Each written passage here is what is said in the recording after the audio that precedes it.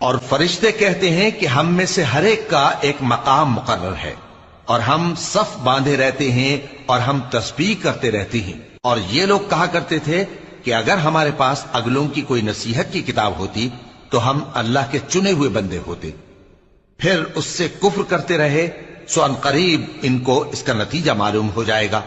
اور اپنے پیغام پہنچانے والے بندوں سے ہمارا وعدہ ہو چکا ہے کہ وہی مظفر و منصور ہوں گے اور ہمارا لشکر ہی غالب رہے گا۔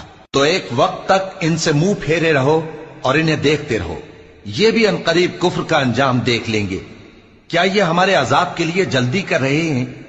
مگر جب وہ ان کے آنگن میں آ اترے گا تو جن کو ڈر سنایا گیا تھا ان کے لیے برا دن ہوگا، اور ایک وقت تک ان سے منہ پھیرے رہو اور دیکھتے رہو، یہ بھی ان قریب نتیجہ دیکھ لیں گے۔ یہ جو کچھ بیان کرتے ہیں تمہارا پروردگار جو صاحب عزت ہے اس سے پاک ہے، اور پیغمبروں پر سلام اور سب طرح کی تعریف اللہ رب العالمین کے لیے ہے۔